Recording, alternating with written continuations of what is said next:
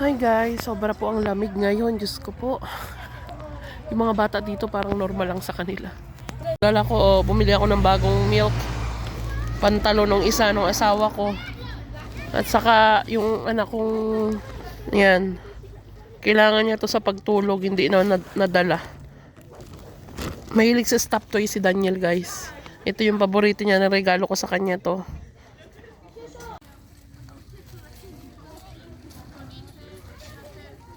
Hi guys, so until now nag-aantay pa rin kami ng bus. Sobrang tagal ng bus. Tama kong sobrang likot. Kanina pa yan, naghahabol ng pusa, aso. Sabi nung asawa ko, tinek yung si Daniel kanina ng doktor. At maybe Friday or Monday, depende daw po sa kalagayan ni Daniel, makakalabas. So, hopefully Friday makalabas na siya guys para makapag-start na kami at makapagtrabaho na ulit ako. Hi, let's go. Here already. Hi. Let's go. Guys, malayo-layo pa ang lakad namin ni Jacob. Dito na kami sa bayan. Nagre-reklamo na siya. Gusto na raw yung magsakay.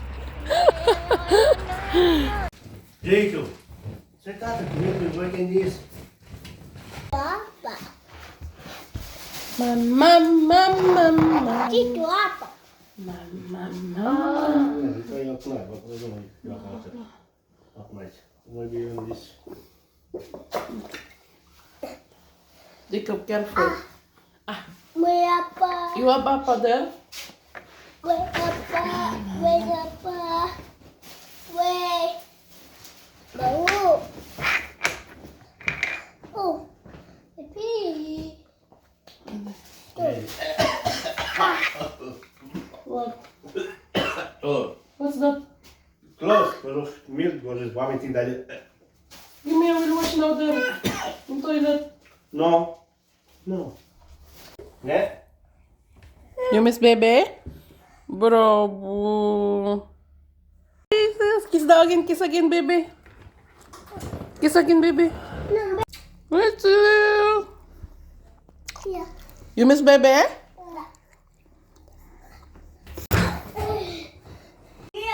Yay.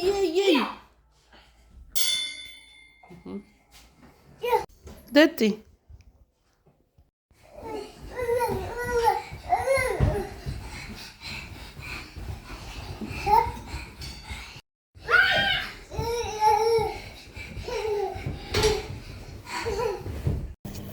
Good morning guys! So, yun po yung video namin kahapon nung pagpunta namin doon kay Daniel, binisita namin at nagdala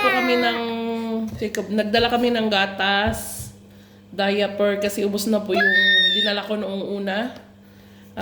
Extrang clothes din nung tatay niya. Jacob no, at saka isang extrang clothes ni Daniel. You love mommy? Da. You want to go with mommy in Philippines? Da. Oh, you want to swim there in the sea? No. Da. No. No, there. No, there in the... So, yun lang guys ang video natin for today and hopefully tuloy-tuloy na po yung paggaling po ng bunso kong anak guys at maraming salamat po sa mga prayers nyo. Kasama, alam ko po na pinagpipray nyo po ang fast recovery ni Daniel at syempre po yung sitwasyon po namin lalo na po ako at ng mga anak ko at kung ano yung tamang pagpapasya, desisyon sa buhay ko para sa future ng mga anak ko. And don't worry po, guys, nasa right path po tayo. At hindi tayo basta-basta kasi pwedeng magplano at magdesisyon sa buhay, especially sa ganitong sitwasyon ko. Paunti-unti po tayo ng proseso hanggang maging maayos po ang lahat, guys. Katulad po ng sabi ko dati na mahirap kasing basta sabihin dito sa inyo, social media, hayaan nyo po akong makita nyo na lang yung result ng decision ko guys, yung pagpapasya ko. Kasi alam kong matutuwa rin po kayo one day na malaman nyo na ganito yung naging pasya ko. Promise na mas gagawa pa po ako ng magagandang content at hindi lang po yung purong ganitong mga problema, yung i-share ko sa inyo. Syempre, mag-share din po ako ng magaganda. And about dito din sa Romania. Kaya lang guys, yung iba na alam ko, nabasa ko, na sabi, wag daw ako mag-upload ng puro problema, puro pagpapaawa, puro pera daw. Gusto ko lang pong sabihin na yung video ko po na ito ay hindi po pagpapaawa. Kasi guys, katulad ng sabi ko sa comment, may nag-comment kasi po sa akin, may karamihan po kasi sa follower ko ay nagtatanong po kung may nakukuha daw bang benefits, support ng government sa aking mga anak. And sinagot ko lang po doon sa video. Kasi para isahan na lang po, kasi mahirap po mag-isa-isa. Kasi bawat video po talaga nakakabasa po ako kung may nare-receive daw po bang support yung mga anak ko galing government dito sa Romania. And yun nga po, sabi ko meron po. Walang pong sabihin na yung page ko po, yung mga video ko po ay mga totoong buhay po yan na nangyayari sa akin. Hindi po scripted, hindi po para mag-gain ka ng views. Ako po ay nag-vlog po ako para mailabas ko kung ano yung problema ko, kung ano yung nangyayari sa akin dito. Kasi before po, kung kayo ay dati ko ng follower, mapanoorin nyo po yung vlog ko sa YouTube. Simula nung nag-start ako mag-vlog, makikita nyo yung diferensya doon at yung pagkakaiba ng vlog ko ngayon doon. Kasi ibang-iba po doon. Kasi noon, ayokong magsabi sa pamilya ko, ayokong magsabi sa ibang tao kasi ayokong maging burden din sa pamilya ko sa Pilipinas. Pero mas masarap pala yung pakiramdam na ilabas mo yung problema mo na hindi mo na kaya. Kasi before dumating ako sa time na naisip ko na tapusin ang lahat. Pero mas masarap pala sa pakiramdam yung sinabi mo yung problema mo. Hindi lang sa pamilya mo, kundi yung sa mga taong nakakaintindi sa'yo, lalo na doon sa mga taong naka-experience kung ano yung nangyayari sa akin ngayon and kung paano nila nalampasan at naging matagumpay sila sa buhay nila at naging masaya sila sa future. So yun, hopefully guys, na maunawaan nyo yung vlog ko na to, yung mga videos ko, is mga totoong buhay po yan na nangyayari sa akin, na hindi lahat po ng mga nasa abroad ay masasaya ang buhay. Hindi lahat ay sasabihin nating sinerte kasi nakapag-asawa ng puti.